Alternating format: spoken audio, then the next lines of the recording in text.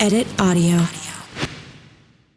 Hello, and welcome back to the Be Well Sis podcast. I am your host, Dr Cassandre Dunbar. So you know I love to have me a good chit chat, especially with women who know exactly what they are talking about and they are very well read and researched about the topic. One of my favorite topics is talking about sex and relationships. In today's episode, we're going to dive into some of my favorite episodes with some of my favorite ladies. Today, you'll hear some insights from Dr. Donna Oriowo, Mandii B, Dr. Candice, Nicole and Francesca Hogi. This episode is full of absolute gems. So go ahead and grab a cup of tea or coffee or something a little bit stronger because I don't judge. And let's hop into this conversation. So as always, thank you so much for joining. I am so glad you're here. Be well, sis.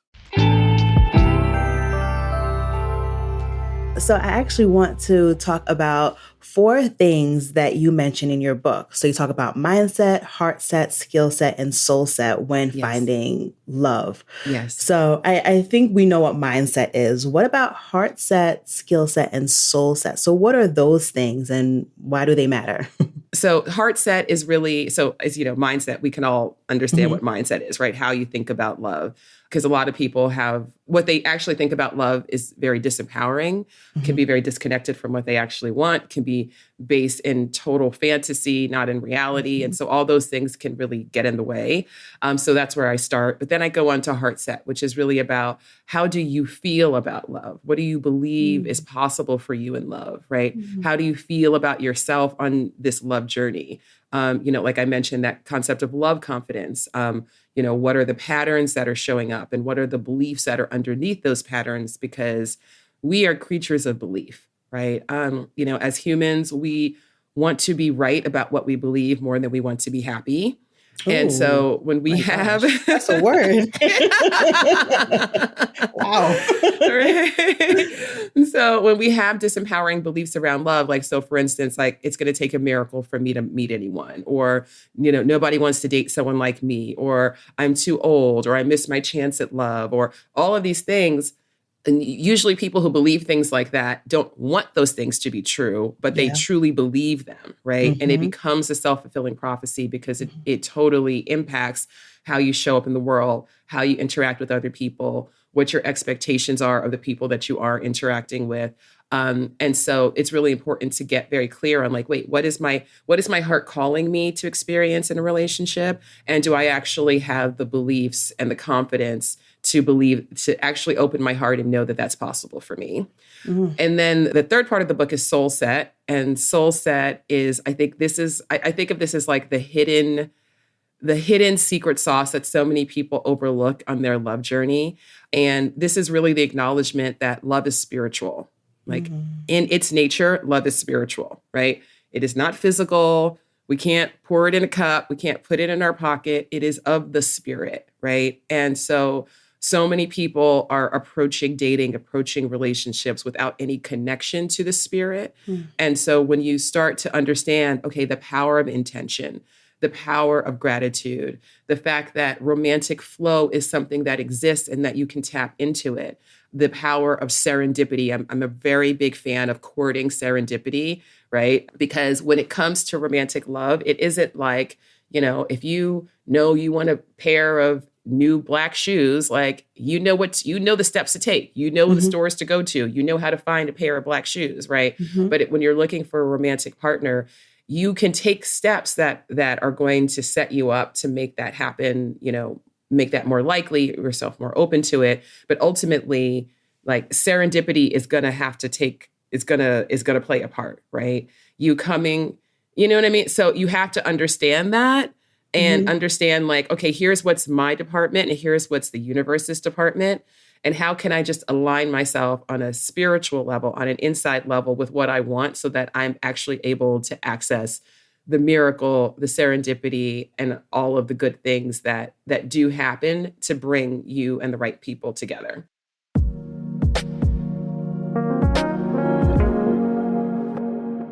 For those who are listening, what's the difference between intimacy versus having a sexual relationship? Okay, let me tell y'all, if y'all is not listeners of the podcast, I'm a bit embarrassed to say, but very early on in the pod, I could have sex and not kiss someone.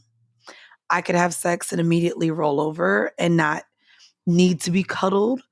I could have sex and give a man a pound and say good job. Like it was just like an act that felt good, that was temporary. But most of my relationships with men and sex were transactional or situationships. Mhm. They weren't really rooted in mutual feelings, and maybe even not even respect, honestly, now that I look back at it. And so when I got into this first relationship, everything that I realized I enjoyed was the cuddling, was the head rubs, was the massages, was everything that wasn't penis in vagina. Right. And so I was just like, wow, there's so many other things that are so beautiful about the connection between two people that isn't sex. And a little bit embarrassed to say, but yeah, I didn't experience that until I was 29, 30 years old. And now it's completely transformed my relationship with sex because I'm just like, oh, after that relationship ended, I went back to my little Rolodex and was like, okay, let me call one of these men from the past that I know, can please me. And it felt empty. Mm. The sex felt empty. The act felt empty. I didn't feel as liberated about myself. I didn't feel as powerful. I was like, that felt empty. Yeah. And so after that relationship, it's been really interesting navigating what those relationships actually look like in hindsight, what they meant, and moving forward, how I don't go back into that realm. Because when I have sex, I felt powerful. I thought like there were things that I craved and I desired, and I felt strong and that I made certain decisions for myself. And in hindsight, they maybe weren't all that way. Yeah. And so now just the way I navigate, even from when I was single from that breakup, I'm back in a relationship now, but I'm just like, it feels so different. Mm-hmm. And I love it. I love it. I love it. I love it. So I have a question for you. So a lot of people like me listen to your podcast, and hearing your point of views and your experiences have helped us to like rethink what we were taught, right? What was it for you that allowed you to open up your mind? You know what I mean? I want to express the privilege that I have in spending my 20s and formative years in New York. Mm-hmm. I just recently moved back to Atlanta, and Bible Belt, hun. Listen, I'm in Charlotte. I get it. Everyone goes to church on Sundays. It's a little bit more, you don't have conversations about certain things. Mm-hmm. Lifestyle communities seem to be on the hush here. Mm-hmm. And in New York, you just get to exist so free Yeah. in your sexuality, in your fashion, and how you dress and how you express yourself. Yeah. And I don't think I realized until relocating how lucky I was to be in New York for the last 13 years. Yeah. And so New York is what opened my eyes to sex clubs and poly couples and all of these different ways in which you can exist in love and relationships. And just meeting the dopest, most open, non-traditional beings. To be honest with you, I feel like it's why Weezy and I are able to exist as 34-year-old, unmarried, unmothered women. Because in New York, baby, it's $100 to step out your house. Like, so you're not even having the pressures of becoming a mom because, baby, you're just trying to figure out how to live on your own and not have a roommate because rent is so expensive. Yep. And so to have peers in their 30s not having kids, those pressures of family building and all of that are lost. And it's just navigating your life, entrepreneurship, and exploring the best city in the world. And so just all of those patriarchal, familial, traditional elements of life seem to not exist as much, or the pressure doesn't seem to fully be there in New York like they would in many other cities in the US. That makes sense. Which is why, every time I go back home to Orlando, it's like I'm running into people I went to high school with everyone's married, has multiple kids. Mhm. Some of them even, with people from high school.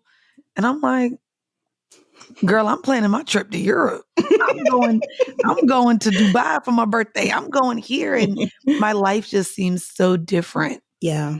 And I can only say my sexuality, my freedom, all of those things are gifts from New York. That's real. They are. That's real. They That's are. so real. Which is why, if you're a listener, all we get is, girl, where do I find a sex club? Where do I find these people? And I'm like, girl, you in middle America. I don't know what to tell you. It's more difficult. Like, use your Googles.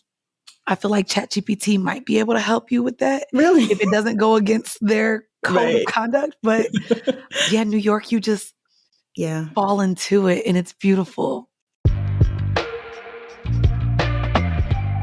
As you were spending time with your research participants, was there anything that was surprising to you that you learned?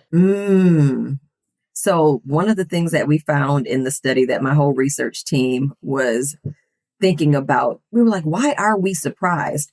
For Black women and Black men, our top 10 categories were different. And for Black men, love was one of the more important things that it wasn't for Black women. And we were like, why are we surprised by the fact that Black men's top 10 good sex criteria include love? And we had to really challenge ourselves around that. Like, all of the stereotypes about Black men paint them in a way that suggests that they are doing it for themselves. But all of my research tells me that they are interested in mutuality, interested in reciprocity. They want love. They want to offer love and receive love. And so we were surprised initially, but then we had to check ourselves like, that makes sense. In a world that doesn't feel as loving to you, you want your sexual space to be one of those sites of love. That's good.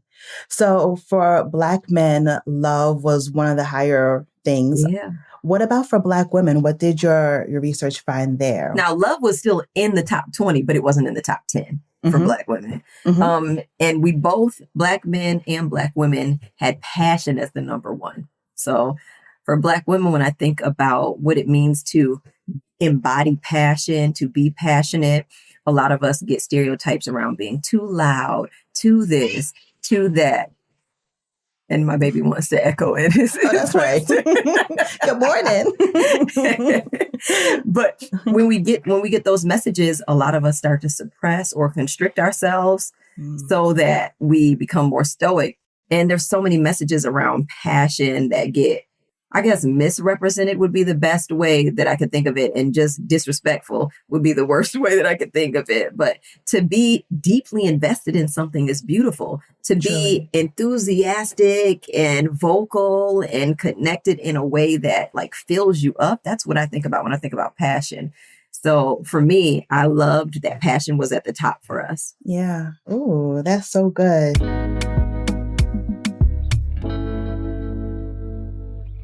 Why did you name this book Drink Your Water and Mind Your Business? So I get the mind your business part. What about the drink your water? Drink water for so many reasons, right? Drink water. Water is the building blocks of life.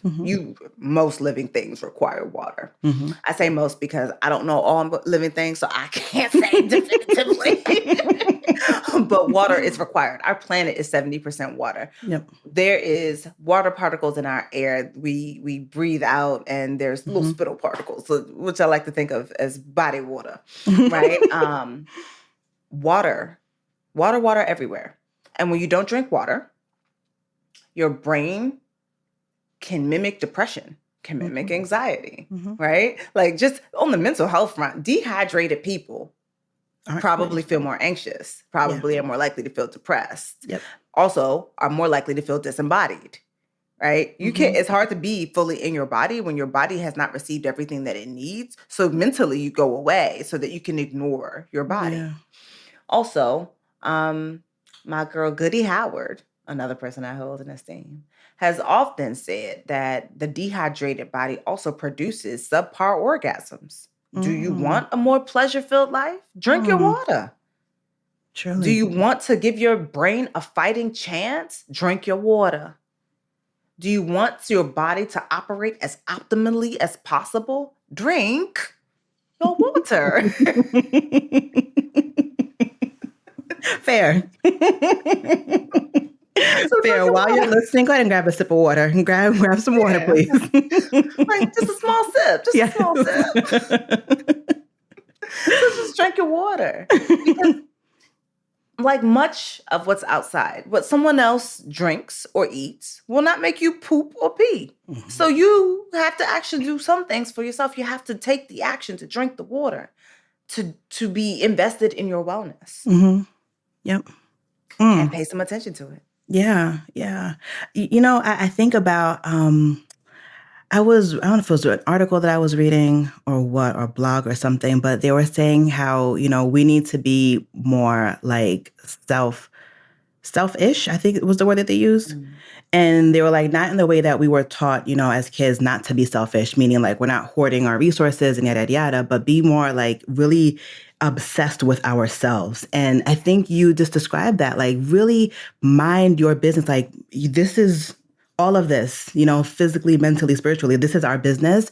And to really be intentional about how we care for it. And I think when we do, for me, it helped me to reframe some things, like, because I grew up in, a very Christian household that taught me that my value, my worth was in how I took care of others, what you described earlier, right? So because of that, I kind of like abandoned myself very early.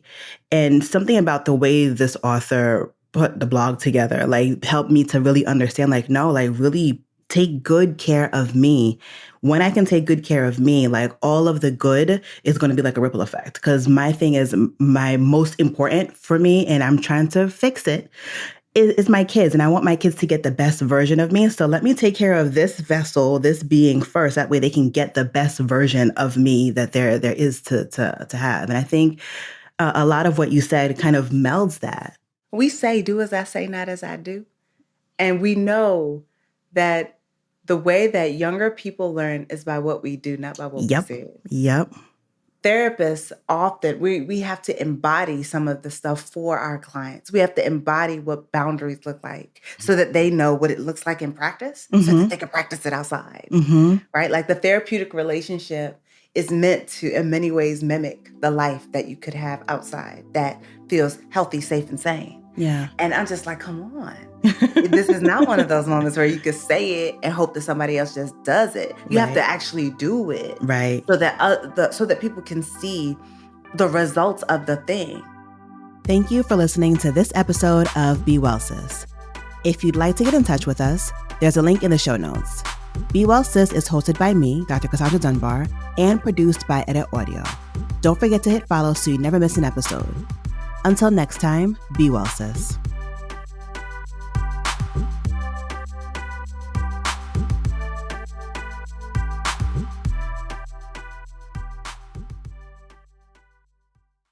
At Arizona State University, we're bringing world-class education from our globally acclaimed faculty to you. Earn your degree from the nation's most innovative university. Online. That's a degree better. Learn more at asuonline.asu.edu.